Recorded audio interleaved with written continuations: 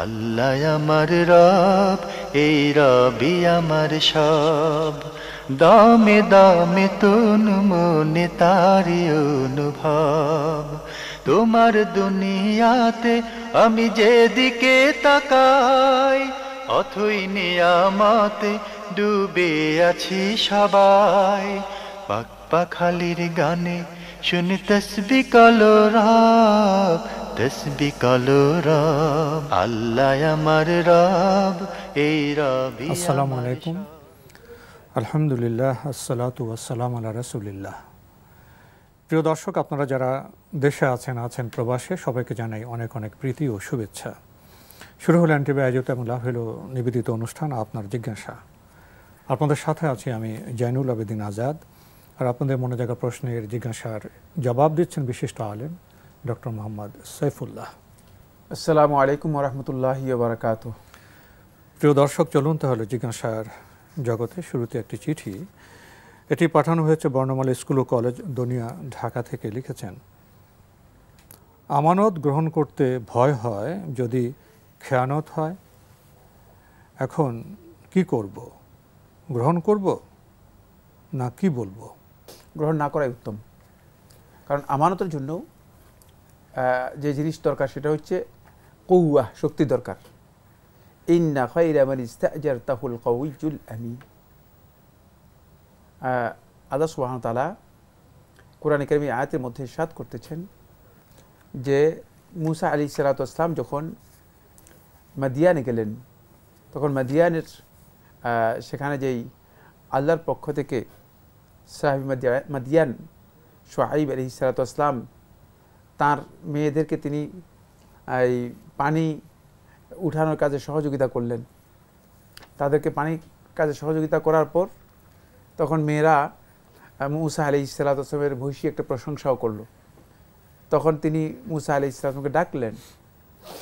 ডাকার পরে মূসা আলাইহিস সালাতু ওয়াস সালাম তাঁর কাছে তাঁর অবস্থা খুলে বললেন। তখন শুআইব আলাইহিস সালাতু ওয়াস সালাম তিনি তাকে নিজের কাজের জন্য মূসা আলাইহিস সালাতু ওয়াস সালামকে পারিশ্রমিক এর বিনিময়ে কাজ করার জন্য নিয়োগ দিলেন। সেক্ষেত্রে মানে ওই তার মেয়েদের মধ্যে দুই মেয়ের এক মেয়ের বক্তব্য হচ্ছে ইন্না খায়রা মান ইস্তা'জারতাহুল কাওয়িয়্যুল আমিন, যে তাকে আপনি এই কাজের জন্য দায়িত্ব দিন, কারণ তার শক্তি আছে, দেখা যাচ্ছে আমানতদারিতে আছে। এই দুইটাকে আল্লাহ সুবহানাহু ওয়া তাআলা বলে দিয়েছেন যে আমানতের জন্য আগে শক্তি থাকতে হবে। যিনি আমানত গ্রহণ করতে ভয় পান তার জন্য জায়েজ নেই আমানত গ্রহণ করা। আমানত এই জন্য, আমানত এবং মাসউলিয়ত, দায়িত্ব গ্রহণ করার মতো যার সাহস আছে তিনি দায়িত্ব গ্রহণ করবেন। যার কাছে দায়িত্ব গ্রহণ করার মতো সাহস নেই তিনি দায়িত্ব গ্রহণ না করা উত্তম, দায়িত্ব পালন করতে পারবেন। এটা আমার সাহাবাদের জীবন থেকে আমরা দেখি। এই জন্য মানে আমানতের ব্যাপারে আপনি যে প্রশ্নটি করেছেন সেটা হচ্ছে আমানত, এটা গ্রহণ করতে হলে আগে আমানতের জন্য শক্তি থাকতে হবে। আল কওয়ি মানে শক্তিশালী, আল আমিন হচ্ছে আমানতদার। মানে এই দুটি বৈশিষ্ট্য, এটা হচ্ছে লিডারশিপ কোয়ালিটি। কোনো ব্যক্তি যদি সত্যিকার নেতৃত্বের মানে নিজেকে উত্তীর্ণ করতে চান, নেতৃত্বের জন্য যথাযথ যোগ্যতায় আসতে চান, তাহলে তাকে শক্তিশালী হতে হবে এবং তাকে আমানতদার হতে হবে। আর শক্তি আগে কেন? নইলে আপনি দায়িত্ব নিতে পারবেন না, আমানত বহন করতে পারবেন না। কারণ আমানত তো ভারী, বহন করতে হলে এতটুকু ভার বহন করতে পারবেন কিনা, এই জন্য আপনার শক্তির প্রয়োজন রয়েছে। যেহেতু আপনার কাছে নিজে যখন আপনি দেখবেন যে আপনি দুর্বল, তখন আপনি আমানত গ্রহণ না করাটাই আপনার জন্য উত্তম। যদি আপনি দেখেন যে না, আমি আমানত গ্রহণ করতে পারবো, সেটাকে আমানতটুকু আদায় করার মতো আমার শক্তি আছে, তাহলে আপনি গ্রহণ করতে পারবেন। আমরা খুবই গুরুত্বপূর্ণ বিষয় অবগত হলাম। প্রিয় দর্শক আরও লিখেছেন, কেউ কিছু দেখে রাখতে বলল, আমার তেমন ইচ্ছে নেই, বাট কিছু মুখে বলিনি, হ্যাঁ বা না, সে রেখে চলে গেছে, এটা কি আমানত হবে? তার কাছে যদি রেখে যায় অবশ্যই আমানত হবে, অন্যথায় তাকে বলতে হবে যে না, আমি আমার রাখার মতো সামর্থ্য নেই। স্পষ্ট কথা বলতে হবে, স্পষ্ট বলতে হবে। জি। আর যদি চুপ থাকার অর্থই হচ্ছে তিনি এটাকে কি করেছেন, অ্যাকসেপ্ট করেছেন, না তো বলেননি, না বলেননি। জি। আর যদি মাথা নেড়ে সম্মতি দেই তবে কি আমানত হয়ে যাবে? তা তো হবেই, বলে দিলাম। জি। আরও লিখেছেন, বেহুদা কাজ কি নিচের দুটি কাজ, যেমন রাস্তায় বের হলে প্রয়োজনীয় কিছু আছে কি না তাই রাস্তার সাইনবোর্ডগুলো পড়া, 2 মোবাইল কোম্পানি থেকে ও গভর্নমেন্ট থেকে যে SMS-গুলো আসে তাতে প্রয়োজনীয় কিছু আছে কিনা তা পড়ে দেখা, ব্যক্তিগত জীবনের জন্য, আমলের জন্য, তারপরে সাইনবোর্ড পড়ে দেখা, উপার্জনের জন্য কোনো প্রয়োজন নেই। কিন্তু আপনার মোবাইলে যে মেসেজ আসে এটা দরকার, যেমন করোনা মেসেজ আসে, এটা ইম্পর্টেন্ট কোনো মেসেজ যদি আসে বিবেচনা করে দেখতে হবে, প্রয়োজনীয় মেসেজ আসলে তো পড়তে হবে। জি। আমাদের হাতে একগুচ্ছ প্রশ্ন, যিনি পাঠিয়েছেন নাম প্রকাশে অনিচ্ছুক, লিখেছেন, আলহামদুলিল্লাহ আমার বাসায় নিয়মিতই আমাদের আত্মীয়-স্বজনরা এসে থাকেন। অধিকাংশ ক্ষেত্রেই তাদের চলাফেরা ও কাজকর্ম সেকুলার টাইপের। আমার ছোট ছোট মেয়ে বাচ্চা আছে, তারা তাদের দ্বারা প্রভাবিত হয়ে যায়। আবার আমরা কিছু রেস্ট্রিকশন দিতে চাইলে সমালোচনায় পড়তে হয়। কিছু মূল্যবান পরামর্শ, উপদেশ এবং উৎসাহ দেওয়ার জন্য অনুরোধ রইল। ধন্যবাদ এই ভাইকে। এর প্রশ্ন না, এটা পরামর্শ চেয়েছেন। আমি 2টি পরামর্শ দিব। 1 নম্বর হচ্ছে আত্মীয় স্বজন আসলে কোনো বাধা দেবেন না। আর আত্মীয় স্বজন আসার পরে তারা তো 10 দিন থাকে, ব্যাপারটা এমন নয়। সর্বোচ্চ তো 1 ঘন্টা, আধা ঘন্টা থাকে। এক্ষেত্রে তাদেরকে মানে তাদের উপর কোনো বার্ডেন কিছু করবেন না। মানে তাদের সাথে এমন কোনো অসংগত আচরণ করবেন না যে আপনি এটা বোঝানোর জন্য চেষ্টা করছেন যে আপনি অনেক হাই মানে দিনদার লোক আর সে অনেক লোয়েস্ট, মানে দিন সম্পর্কে কিছু জানে না। মানে এতে তাহলে আত্মীয় স্বজনের মাঝে আপনার অনেক বেশি দূরত্ব তৈরি হবে এবং ভুল বোঝাবুঝি আরও বৃদ্ধি পাবে। বরং আপনি তাদের সাথে আচরণ করবেন এত সংযত, এত সুন্দর, এত শালীন, যে যাতে করে সে বুঝতে পারে যে আপনি তাকে খুব বেশি সম্মান দিচ্ছেন, মর্যাদা দিচ্ছেন, সে আপনার থেকে ইসলাম সম্পর্কে আরও জানতে চায়। আচ্ছা, আচরণের মাধ্যমে সে যাতে আগ্রহী হয় যে আসলে মানে এত ভালো আচরণ করে না, কিন্তু এখন দেখি যে ইসলাম সম্পর্কে প্র্যাকটিস করার কারণে সে আচরণ তো অনেক ভালো হয়ে গেছে। তাহলে আপনার প্রতি তার একটা আগ্রহ তৈরি হবে, একটা ইচ্ছা তৈরি হবে। আমাদের ভাইদের এখানে সবচেয়ে বড় মিসগাইডেড অবস্থান সেটা হচ্ছে এই, তারা মনে করেন আমি ইসলাম সম্পর্কে অনেক বেশি জানি আর এরকম সেকুলার, এরকম কিছুই জানে না, মানে এর সাথে আচরণ যত খারাপ করা যায় তাচ্ছিল্য করে আচরণ করেন। এটা মোটেও সঠিক নয়, এটা মোটেও সঠিক নয়। আর আপনি যে কথা বলেছেন যে আত্মীয় স্বজন আসলে 1 ঘন্টার মধ্যে সন্তানরা প্রভাব হয়ে যাবে, তাহলে 24 ঘন্টা আপনি এই সন্তানকে কি তৈরি করলেন, কি বললেন? মানে এই বক্তব্য তো একেবারেই সঠিক নয়। তাহলে বোঝা যাচ্ছে যে আপনি আসলে সন্তানদের উপর আপনি নিজেই প্রভাব বিস্তার করতে পারেন নাই। যদি 23 ঘন্টায় মানে 22 ঘন্টায় 21 ঘন্টায় যদি আপনি প্রভাব বিস্তার করতে না পারেন, 1 ঘন্টায় আত্মীয় স্বজন এসে আপনার সন্তানকে নষ্ট করে ফেলবে, তাহলে আপনার চেতনাগত বিশাল ভুল আছে আমার মনে হচ্ছে, অনেক বড় ভুল আছে আমার মনে হচ্ছে। এই জন্য আপনার এই প্রশ্ন থেকে বোঝা যাচ্ছে যে আপনাকে কঠিন নসিহত করা দরকার। যদি আমি খুব সহজ নসিহত করেছি, আমি কঠিনে যেতে চাই না, এই জন্য সহজ নসিহত করেছি। 1 নম্বর সহজ নসিহত হচ্ছে আত্মীয় স্বজনের সাথে সদ্ব্যবহার করুন।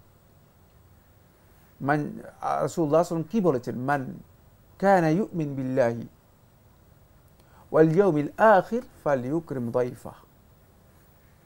এটা সাধারণ মেহমানের কথা বলা হচ্ছে, আত্মীয় স্বজন।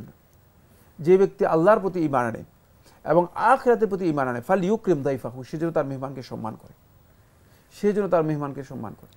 এখানে শুধু আত্মীয় স্বজন মানে এটা সাধারণ মেহমান।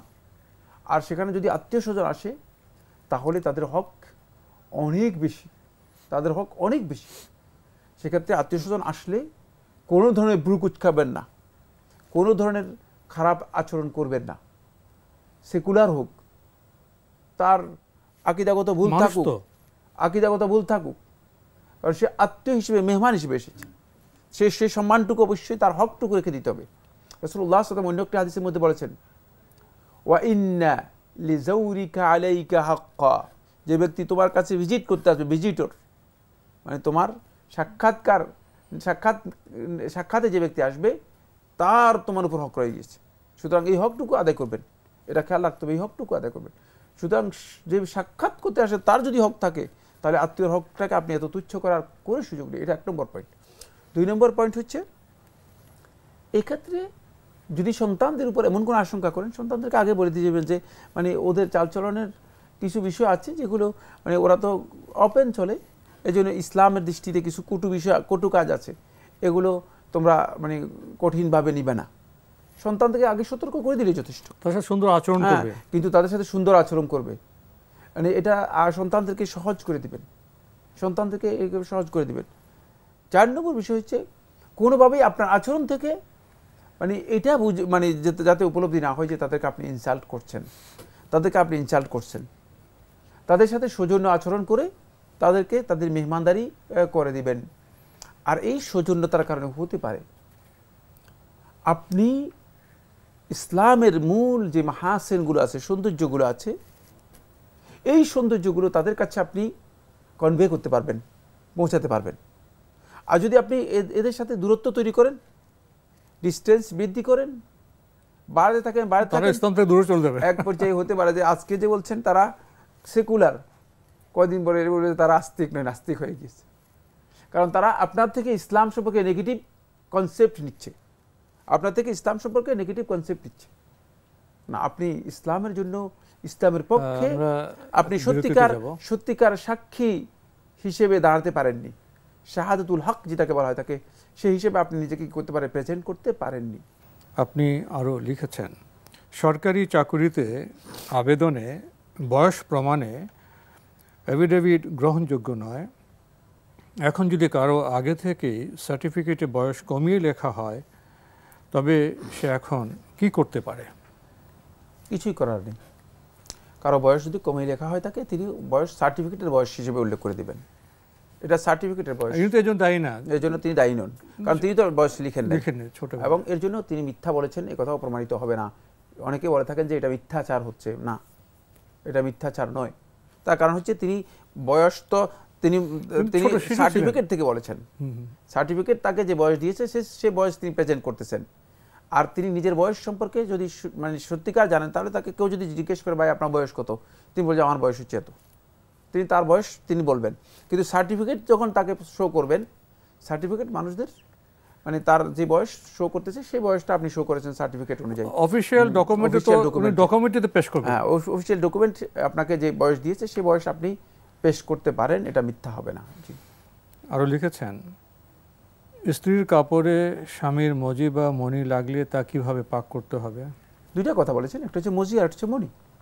যদি মণি লাগে সেটা শুকিয়ে গেলে আঙ্গুল দিয়ে ফার্ক করতে পারেন। রাসূলুল্লাহ সাল্লাল্লাহু আলাইহি ওয়াসাল্লাম এর কাপড় থেকে উম্মুল মুমিনিন আয়েশা রাদিয়াল্লাহু তাআলা তিনি বলেন যে কুনতু আফরুকু আল মানিয়্যা মিন থাওবি রাসূলিল্লাহ সাল্লাল্লাহু আলাইহি ওয়াসাল্লাম, রাসূলুল্লাহ সাল্লাল্লাহু আলাইহি ওয়াসাল্লাম কাপড় থেকে আমি আঙ্গুল দিকে খুঁটে খুঁটে সেটাকে পরিষ্কার করে দিতাম। যখন শুকিয়ে যায় এভাবে পরিষ্কার করে দিতে পারতেন, পরিষ্কার করে দিতেন। তাহলে মানে এটাকে যদি নিশ্চিহ্ন করে দেওয়া যায় তাহলেও এটা করতে পারেন, এটা মনিয়ের ক্ষেত্রে। আর মজিয়ের ক্ষেত্রে যেটা, সেটা হচ্ছে মজি হলে যদি সেটা সামান্য হয়ে থাকে, শুধুমাত্র পানি ছিটিয়ে দিলেই পরিষ্কার হয়ে যাবে, শুধুমাত্র পানি ছিটিয়ে দিলে, পানি ছিটিয়ে ঝেড়ে দেবেন, এটাই পরিষ্কার হয়ে যাবে যদি সামান্য হয়ে থাকে। যদি বেশি হয়ে থাকে তাহলে পানি দিয়ে ধুয়ে নিতে হবে, পানি দিয়ে ধুয়ে নিতে হবে। আমরা জানলাম বিষয়গুলো সম্পর্কে। প্রিয় দর্শক আরও লিখেছেন, যারা চাকরিতে যোগদান করে ফেলেছেন এরপর বুঝতে পেরেছেন তাহলে অতিরিক্ত বয়সে চাকরি করা ও তার প্রেক্ষিতে পেনশন ও অন্যান্য সুবিধা গ্রহণ করা কি বৈধ হবে? সে কিভাবে সেটা সংশোধন করতে পারে? না, সবটাই বৈধ, সবটাই বৈধ। আপনার আগের প্রশ্নের সাথে সবটাই বৈধ। তিনি যদি মানে অতিরিক্ত সময় চাকরি করেন, যেহেতু সার্টিফিকেটের এজ তার কম, সেক্ষেত্রে তিনি চাকরি করতে পারবেন, চাকরি করে পেনশন নিতে পারবেন, চাকরির ভাতাও নিতে পারবেন, এটা তার জন্য সবটাই জায়েজ। আর যদি তিনি মনে করেন যে না আমি নিব না, সেটা তার ব্যক্তিগত বিষয়, যদি কেউ এটা তার জন্য জায়েজ রয়েছে। কারণ হলো এইজের যেই বিষয়টি, এটা একসময় লোকেরা নিজেরা লিখতো না, সার্টিফিকেটে বিভিন্ন প্রতিষ্ঠানে লিখে দেওয়া হতো, প্রতিষ্ঠানে যারা শৈশবে ছোট ফর্ম পূরণ করতেন তারা লিখে দিতেন। কিন্তু এই প্রশ্ন সামনে আসবে না, যেহেতু আমাদের এই বাংলাদেশের প্রেক্ষাপটে নিবন্ধন প্রক্রিয়াই ছিল না। এখন নিবন্ধন প্রক্রিয়া এসে গিয়েছে, নিবন্ধন প্রক্রিয়ার মাধ্যমে সন্তানদের নিবন্ধন করা হচ্ছে না, সুতরাং নতুন প্রজন্মের এই প্রশ্ন আসবে না যে প্রশ্ন আপনি করেছেন। এই প্রশ্ন মানে এটা আগের সমস্যা ছিল, আর এটি মিথ্যা নয়। কারণ আপনি যে এজ দেখাচ্ছেন সেটা আপনাকে মানে আপনার ব্যক্তির এজ বলা হচ্ছে না, আপনার সার্টিফিকেটের এজ আপনার মানে ধরা হচ্ছে। কারণ সার্টিফিকেট একটা ডকুমেন্ট, আপনি ইচ্ছা করে কোনো এখানে সার্টিফিকেট একটা ডকুমেন্ট, সেই ডকুমেন্টের এজ আপনাকে কি করা হচ্ছে মানে আপনার ব্যক্তিগত এজ তো আপনার হয়তো আপনি নাও জানতে পারেন, কারণ তখনকার সময় তো অনেক লোকে ব্যক্তিগত এজ জানে না। শিশু ছিল তখন কিভাবে বলবে না, অনেকের তো লেখা থাকে না, আগে তো লেখা থাকতো না। এই জন্যই তো এই বিষয়টা সার্টিফিকেটের এজটাকে ধর্তব্য করা হয়েছে। সুতরাং এক্ষেত্রে এটা যেহেতু ডকুমেন্ট, সেই ডকুমেন্টের উপর নির্ভর করে আপনি চাকরি করতে পারবেন, চাকরি করাটা আপনার বৈধ, তার সুবিধা নিতে পারবেন। জি। আমরা জানলাম বিষয়টি সম্পর্কে। প্রিয় দর্শক আরও লিখেছেন, আমাদের বাসা কিংবা অফিসের আশেপাশে কোনো আহলে হাদিস মসজিদ নেই, এদিকে জামাতে সালাত আদায় করার জরুরি তাগিদ রয়েছে, এক্ষেত্রে হানাফি মসজিদে সালাত আদায় করা যাবে কি? মসজিদের জন্য শর্ত নয় যে মসজিদ হানাফি হতে হবে, মসজিদ শাফি হতে হবে, মসজিদ মালিকি হতে হবে। মসজিদে আজান হলেই সেই মসজিদে গিয়ে সালাত আদায় করতে পারবেন। মসজিদের জন্য মসজিদ শাফি হানাফি হয় না।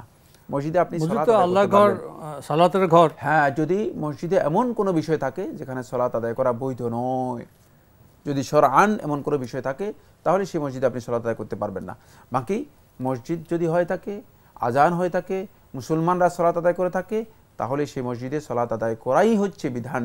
সেই মসজিদ বাদ দিয়ে যদি কেউ একাকী সালাত আদায় করে থাকেন এবং কোনো ওজর তো যদি তার না থাকে, তাহলে তার সালাত হবে না। এটা অধিকাংশ আহলুল হাদিসগণ বলেছেন, অধিকাংশ আহলুল হাদিসগণ বলেছেন।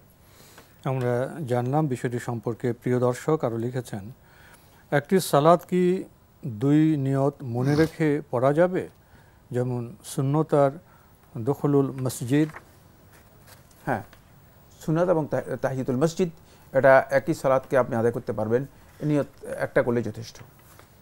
প্রিয় দর্শক, আপনাকে তো ধন্যবাদ জানাতে হয়, নাম প্রকাশ করেননি, আপনি একগুচ্ছ প্রশ্ন পাঠিয়েছেন। আজকে আপনার এই গুচ্ছ প্রশ্নের বোধহয় শেষ দিন, এবং আপনার প্রশ্নের নাম্বার হলো 73। উনি 73টি প্রশ্ন করেছেন এই একগুচ্ছ প্রশ্নে। আজকে শেষ প্রশ্নটি আপনার এরকম, রফুল ইয়াদাইন বিষয়ে কতিপয় দুর্বল ইমানের সাহাবী রাসূল সাল্লাল্লাহু আলাইহি ওয়াসাল্লামের পেছনে নামাজ পড়ার বিষয়ে যে ঘটনার উল্লেখ আছে, সে বিষয়ে জানতে চাই। ধন্যবাদ আপনাকে। আপনার শেষ প্রশ্নটি একবারেই কি প্রশ্ন হয়েছে আমি বলতে পারবো না। মানে সাহাবায়ে কেরামদেরকে দুর্বল ইমানের বলতেছেন? শেষ প্রশ্নটি প্রশ্নবোধক হয়ে গেল, অনেক ভয়ঙ্কর প্রশ্নবোধক। নিজের ইমানের অবস্থা কি হবে যারা সাহাবায়ে কেরামদেরকে দুর্বল ইমানের অধিকারী মনে করে থাকেন? আউযু বিল্লাহি মিনাশ শাইতানির রাজিম, ইন্না লিল্লাহি ওয়া ইন্না ইলাইহি রাজিউন। মানে উম্মতের মধ্যে এমন ব্যক্তিও আসতে পারে যে সাহাবায়ে কেরামদেরকে দুর্বল ইমানের অধিকারী মনে করতে পারেন, যারা আল্লাহ রাসূল সাল্লাল্লাহু আলাইহি ওয়াসাল্লামের কাছে থেকে রাসূলুল্লাহ সাল্লাল্লাহু আলাইহি ওয়াসাল্লাম ভালোবাসা শিখত হয়েছেন, রাসূলুল্লাহ সাল্লাল্লাহু আলাইহি ওয়াসাল্লাম হেদায়েত লাভ করেছেন, রাসূলুল্লাহ সাল্লাল্লাহু আলাইহি ওয়াসাল্লামের কাছ থেকে সরাসরি জ্ঞান লাভ করেছেন, এবং সরাসরি যাদের ঈমানের ব্যাপারে আল্লাহ তাআলা বলেছেন আমিনু কামা আমানান নাস, তোমরা ঈমান আনো তারা যেভাবে ঈমান এনেছে সেভাবে। মাআযাল্লাহ, আল্লাহ তাআলা ক্ষমা করে দিক। প্রশ্নই আসে না, তারা তো উজ্জ্বল নক্ষত্র। হ্যাঁ, এই কথাটি একেবারেই মিথ্যা, এই কথাটি একেবারে মিথ্যা। সাহাবায়ে কেরামগণ রাসূল সাল্লাল্লাহু আলাইহি ওয়াসাল্লামের সময় এই ধরনের কথা বলেছেন, যিনি বলেছেন তিনি নিজে ধৃষ্টতা করেছেন। সাহাবায়ে কেরামদের সাথে তার মানে আচরণগত ধৃষ্টতা হয়েছে, সাহাবায়ে কেরামদের সাথে বেয়াদবি হয়েছে। সাহাবায়ে কেরামদের মধ্যে এই ধরনের কোনো আচরণ পাওয়া যায়নি। এটা মিথ্যা কথা, ডাহা মিথ্যা কথা। যদি কোনো আলেম বলে থাকেন তার ঈমানের মধ্যে দুর্বলতা রয়েছে, কোনো সন্দেহ নেই। সাহাবায়ে কেরামদের সম্পর্কে এই ধারণা করবেন না, খবরদার। সাহাবায়ে কেরামদের মধ্যে এই ধরনের কোনো অবস্থান পাওয়া যায়নি। আমরা একথা নিজেদের মানে আন্দাজ কোথায় চলে গিয়েছে যে সাহাবায়ে কেরামদেরকে দুর্বল ইমানের মনে করে নিজেদেরকে অনেক সবল ইমানের মনে করতেছি, এটা প্রশ্নই নেই। সাহাবায়ে কেরামদের মধ্যে এই ধরনের তাসাউর, এই ধরনের ঘটনার কল্পনাই করা যায় না, প্রশ্নই আসে না সাহাবায়ে কেরাম করে আচরণ করেছেন। এই বক্তব্যগুলো যারা দিয়ে থাকেন তারা সত্যিকার অর্থে ভুল ব্যাখ্যা দিচ্ছেন এবং মানুষদেরকে বিভ্রান্ত করার জন্য চেষ্টা করতেছেন। রফুল ইয়াদাইন রাসূলুল্লাহ সাল্লাল্লাহু আলাইহি ওয়াসাল্লাম একটি সহিহ আমল, সুন্নাহ দ্বারা সাব্যস্ত হয়েছে। এই বিষয়ের উপর ইমাম বুখারী রাহমাতুল্লাহ একটা কিতাব রচনা করেছেন, জুজ ও রফুল ইয়াদাইনি, জুজ ও রফুল ইয়াদাইন, একটা কিতাব রচনা করেছেন, যে কিতাবের মধ্যে ইমাম বুখারী রাহমাতুল্লাহ আলাইহি আলাদা হাদিসগুলো বর্ণনা করেছেন। প্রশ্নই আসে না, এই মাসআলার মধ্যে আলেমদের দ্বিমত থাকতে পারে, ইখতিলাফ থাকতে পারে, কিন্তু এই মাসআলাকে তুচ্ছ করার জন্য এমন ঘটনা তৈরি করবে যে সাহাবায়ে কেরামদের উপর পর্যন্ত তহমত দিবে, অপবাদ দিবে, সাহাবায়ে কেরামদের সম্পর্কে খারাপ একটা মানে এটাকে বলা হয় তাকে আকীদা নিয়ে আসবে, চিন্তা নিয়ে আসবে, এটা কোনোভাবেই জায়েজ নেই। সাহাবায়ে কেরামগণ এগুলো থেকে পরিপূর্ণরূপে মুক্ত, এগুলোর সাথে সাহাবায়ে কেরামদের কোনো সম্পর্ক নেই, বরং এই ঘটনাটি ডাহা মিথ্যা। তো আজকে আমাদের এখানে শেষ করতে হচ্ছে। আপনাকে অনেক ধন্যবাদ। আপনাকে অনেক ধন্যবাদ। প্রিয় দর্শক, আমরা দেখছিলাম এনটিভি আয়োজিত এবং লাভ হলো নিবেদিত অনুষ্ঠান আপনার জিজ্ঞাসা। আমাদের অনুষ্ঠান আপনারা এনটিভি অনলাইনেও দেখতে পারবেন, ভিজিট করুন www.ntvbd.com। এছাড়া ইউটিউবে এবং আমাদের ভেরিফাইড ফেসবুক পেজে অনুষ্ঠান দেখতে পারবেন। অনেক সুন্দর প্রশ্ন আসে এবং সামাজিকভাবে বা পরিবেশগত কারণে শ্রবণের কারণে অনেক সময় প্রশ্নবোধক প্রশ্ন এসে যায়। তো আমরা ধৈর্যের সাথে সেগুলো শ্রবণ করি এবং জবাব দেওয়ার চেষ্টা করি। তো এই জবাবে কিছু বার্তা থাকে, সে বার্তা যদি আমরা উপলব্ধি করতে পারি তা আমাদের জীবন সুন্দর হবে এবং ইনশাল্লাহ আগামীতে আমাদের প্রশ্ন আরও সুন্দর হবে। চিঠি লিখুন, প্রশ্ন পাঠান আমাদের ঠিকানায়। পরিচালক আপনার জিজ্ঞাসা এনটিভি, বিএসসিসি ভবন, 7ম তলা, 102 কাজী নজরুল ইসলাম এভিনিউ, কারওয়ান বাজার, ঢাকা 1215। ইমেল অ্যাড্রেস আপনার জিজ্ঞাসা @ntvbd.com। প্রিয় দর্শক, মহান আল্লাহ আমাদের সবাইকে নিরাপদে রাখুন, রাখুন শান্তিতে। আসসালামু আলাইকুম। আল্লাহ আমার রব, এই রবি আমার সব, দামে দামে তুন মনে তারি অনুভব। আল্লাহ আমার রব, এই রবি আমার